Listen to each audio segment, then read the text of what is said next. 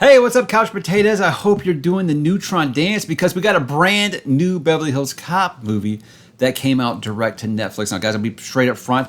I love this series. I've been a huge fan of this since I saw the original movie when I was way too young to be watching it. So thank you, Mom. I got to give her thanks for that, for letting me watch rated R movies at way too young. Pretty much sure that all of the bad language combinations I learned in my life were from the first Beverly Hills Cop movie. I love the first movie. It's one of my favorite movies of the 80s. I watched it countless times. I think part 2 is an excellent follow-up. Part 3, I pretended that it didn't exist. And so with Axel F coming out, I was like, okay, they got the whole band back together, except Bogan because I think the actor actually passed away. But they got everybody back for this movie. So I was apprehensive because, you know, whenever you do these sequel things after years and years and years, it works out sometimes, it works out rarely.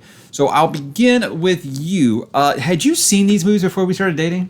Before we started dating, I don't think so. Or if they were on, I'd have just clicked right by. I was doing the Lord's work showing her these movies, guys. But so you knew Eddie Murphy from what, Mulan? Coming to America. You've seen Coming to America. Definitely Coming to America. I had seen him in other stuff. But speaking of that, that's what the first thing I was worried about because we were both pretty excited. I won't say excited. We were both really happy to see Coming to America. Okay. And it was, 30 minutes in, I was like, oh no, they done messed up. So I was worried with that. It wasn't bad, but it wasn't good either. They've been talking about Beverly Hills Cop 4 since the late 90s, I think. It just never came together. Every time they'd have a screenwriter, someone would say like, oh, we want to make it like a PG-13 movie or something. And Eddie Murphy was like, no. Or they couldn't get everybody back. You know, Beverly Hills Cop, they famously did not get the actor to play Taggart back. And so I was like, okay, how are they getting him back in this? Because they retired him off screen, that movie. I like that they pretty much just pretended that part 3 doesn't exist. And the one time they mention it in this movie, they basically, that one thing in 94 wasn't your best, it wasn't your best appearance. Oh, they do, the Easter eggs in this. They very much just kind of pretend that 3 didn't happen. And you know what? Fans have been pretending that for a while. So I guess the first thing... And they do that even in the title, because they don't call it Beverly Hills Cop 4. It's not 4. Yeah. Axel F, or she said this morning, Beverly Hills Cop AF, you know, which is legit. So I guess first I'll say... this is going to be non-spoiler, guys. We'll talk about a couple of plot things, but it's nothing I feel like is going to ruin the movie for you. I hope you guys will watch it. It's on Netflix right now. Just go watch it. Go watch it and come back and listen to this. But overall thoughts before we get into the good, the bad, and the all that stuff. What did you think about the movie overall? It was a good time. I did. I truly enjoyed the movie. I think you can enjoy the movie without having seen the previous ones. Like if you didn't watch these growing up, or you're just now old enough to watch these, you don't need to go back and make sure you know 1, 2, and 3 in order to enjoy AF. And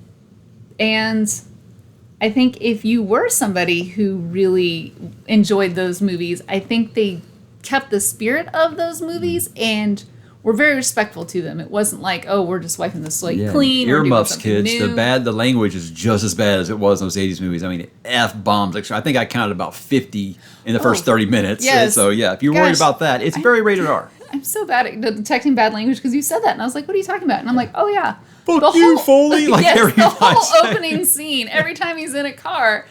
Yeah. About 800 times someone says, fuck you, Foley. He's just like...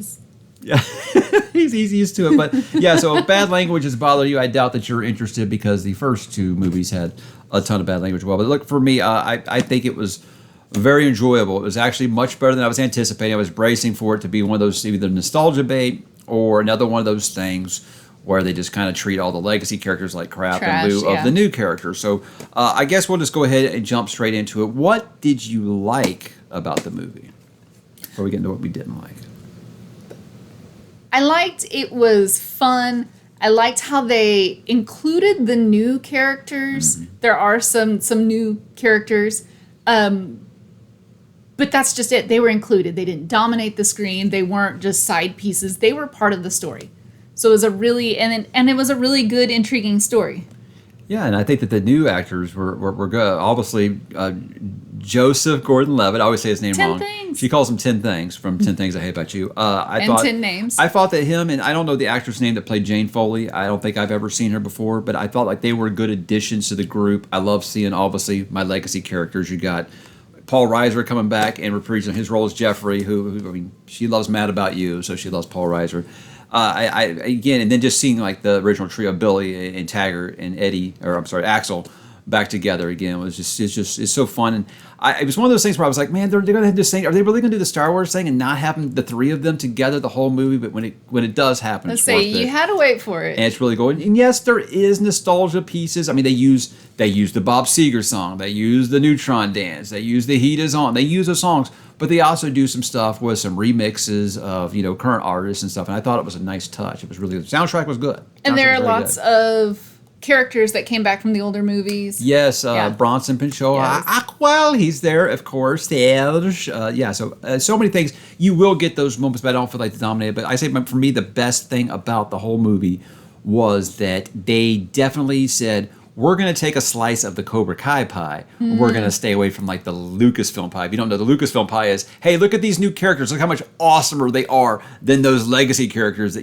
got you here in the first place. And we're just going to spend the whole movie making them look like dopes. With this, I feel like it's a good balance of here's our legacy characters. Like obviously, Axel is the central character of the movie. I know some people were concerned about that, but he is the central character of the movie. You're with him the whole time. I never once feel like Taggart or Billy are disrespected in any regard. None of them are. But you also get a lot of the new characters, just like Cobra Kai does. And it feels like you like seeing them work together. They're really good. I would say, when you say passing it towards people think it mean, so you're going to make a movie without the legacy? No. It's like you can share the screen and say, hey, maybe I don't have to dominate the screen the whole time. But yeah, I thought it was really good. I thought that Eddie Murphy and JGL worked really good together. I really liked them. I think that guy's he's just awesome. When we get into what you didn't like, I know what I've got. I'm curious to see if it's going to be the same thing for you. Oh, what did I not like? Besides that they're old. Yes, they can't do the action scenes like they used to. Yes. No. Well, but I do think the action scenes were pretty fun. The chases were fun. Yes, definitely. What do I want to say? Age accommodated. Yeah. Age accommodated. One time Eddie's running down the stairs like, oh, poor guy. He can't get down the stairs like that anymore. He's 60. Yeah. Yes. And I feel you, Eddie. I guess my biggest kind of gripe is the mystery wasn't much of a mystery. Yeah. If you've ever watched Scooby-Doo, you know what's going on. You know who the villain is right away. It happens, yes. And that would be my biggest gripe, and that didn't detract from the movie at all. Right. I say that there's always something that pulls Axel out of Detroit into Beverly Hills, and it's better than Part 3s, obviously, because everything's just better, and this is better than Part 3s. The villain. Look, I think Kevin Bacon's great. Kevin Bacon never bails it in. You're gonna know the second he's on the screen, guys. Sorry. Well, I guess they kind of do it too. If I have a complaint, the villain is very weak in this, and it doesn't have very much really to go off of. But again, if you're just there to see these characters back together, see some dad shit that I like to call that's actually pretty good. It's pretty touching. Yeah, there's a lot of comedy. Some of it doesn't land, My JGL. But there are a couple of times. Yeah, there are a couple times with the dad shit that I'm just like, okay, that's pretty good. And they're playing it like they're going to do it for a laugh, and then it hits it with the serious stinger at the end. It's like, okay, that's good. It was effective. But yeah, the villain. No, but I do think that he's a great actor. I didn't think that was going to be your negative as well. What did you think it was going to be? I don't know, but that was like, gosh, I enjoyed so much of it, and there's just that one little piece where I'm like, meh. But yeah, who doesn't love Kevin? And he does great. Yeah, for what the role is. Again, it's not him. It's just that it wasn't a movie about the villain, and that's fine because this was a movie where I wanted to see my characters that I love get back together. And my gosh, Taggart was old in the 80s, man. I didn't know this guy was still alive, honestly, when they did the teaser trailer for this. I didn't even know he was still alive. So it was great seeing him get back. And there's a really powerful moment between him and Axel. I'm like, oh, shit. Yeah, it's really good. Yeah. So it was really good to see those characters all back together again. So your overall thoughts of the movie, do you recommend it? Do you think, maybe? Oh, I can't say wait for streaming since it's direct to streaming. Yeah. Would you recommend it to somebody? Oh, yes. Yeah. 4 out of 5. I'm not saying, hire a sitter and go watch it now, but yeah, make it a priority to see it. It's a good time. I'm going to say I went into it with obviously checked expectations, and it was way better than I could have imagined it would be. I was laughing the whole time. I was really enjoying a lot of the chase scenes. The action was really good. The helicopter parts were really, really fun. Oh my gosh, I had a great time with that scene. And I think that honestly, I think Netflix messed up. This should have went to theaters. I think this would have made some money at the theaters. Yeah. It really would have. Yeah. And I understand why it didn't, but I'm just like, Netflix, you want to make back some of that money?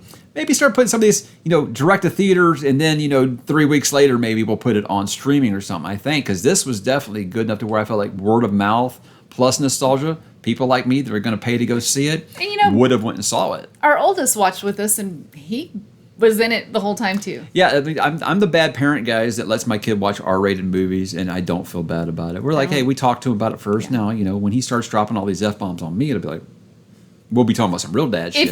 If the worst thing you've got going on is language, yeah, we've always said with these concerned things about is like, well, there's violence in the Marvel movies, guys. They use guns in the Marvel movies, and the bad language. I'm married to a redhead. He's going to hear that's bad language anyway, with us, it's always just like the sex stuff. We're like, if it's got a lot of that, I don't want to make him uncomfortable and make us uncomfortable, so we kind of stick away from that. But I'm derailing now, but I know someone will be like, I can't believe you let your kids watch this. I watched this in the theaters, guys. I was 6 years old because my mom ruled. My mom ruled, yeah. So, overall, very pleased. Very pleased. And I think if you were scared, because they've done this with a lot of things, bring it back. It can be concerning. It can be concerning. Again, after coming to America, I can see you being a little worried about it. But I was pleased. Again, not a perfect movie, but I do think that if you enjoyed part 1 and 2, you'll enjoy it. And I compared it to Rocky Balboa, where Rocky 5 was like, that's really the goodbye to this character. And they came back all those years later and made Rocky Balboa, and I was like, was it an amazing movie? No, but it felt like a much better farewell to those characters than it was. Now, of course, he went on to Creed and stuff, but still, it felt like a better conclusion to that series. I think this is the same. They don't make any more. I think this is a perfect way to end it, and I'm happy that we got it. So, yeah, way to go, weekend. Netflix. You win one. I appreciate it. So, guys, have you watched it? Drop in the comments. Let us know what you think about it, because I would love to know, and we'll talk to you there.